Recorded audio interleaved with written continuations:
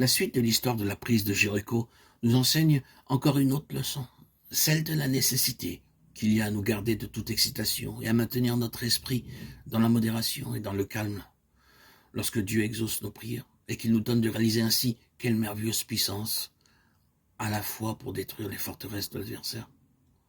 Nous trouvons cette leçon exposée dans le chapitre 7, verset 3. Elle peut être intitulée « La folie qu'il y a à mépriser ou à sous-estimer l'ennemi » ou le danger d'être enflé d'orgueil lorsque sonne l'heure de la victoire.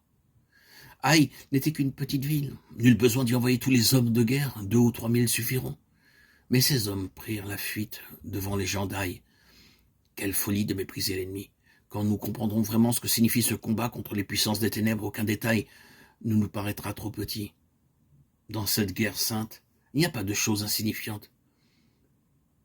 Sur chaque point, il faut veiller, sinon ce sera précisément dans les choses que nous jugions trop peu importantes pour en faire un sujet de prière que nous essuierons une défaite cuisante.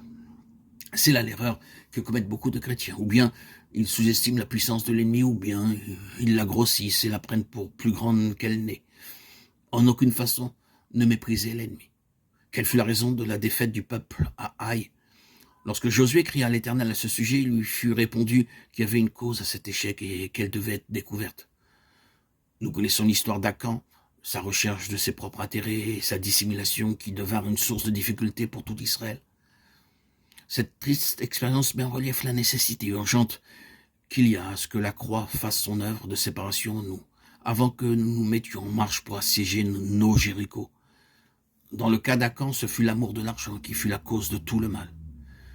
Il y a aussi des Akans de nos jours dans le peuple de Dieu qui s'attachent à l'or et à l'argent et convoitent des habits magnifiques, qui dépensent leurs biens pour se traiter luxueusement, tout en privant la sainte guerre poursuivie contre les ennemis de Dieu. Des moyens financiers qui lui permettraient de gagner du terrain. Prenez garde. Veillez donc, de peur que vous n'ayez à subir une défaite sur ce point-là, tout en étant persuadé que vous marchez dans la victoire.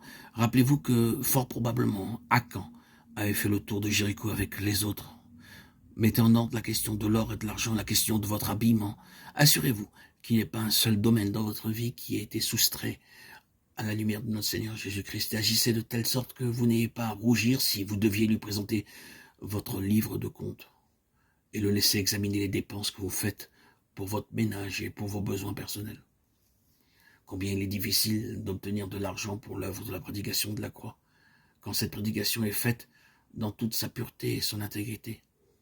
C'est un fait notoire que presque toutes les missions qui travaillent sur un terrain vraiment spirituel, mais sans faire beaucoup de bruit ni de réclame, sont paralysées par le manque de moyens financiers. C'est le diable qui intercepte les fonds et qui handicape ainsi les serviteurs de Dieu dans la prédication de la croix. Par nos prières, il doit être contraint de relâcher son étreinte dans ce qui concerne l'or et l'argent.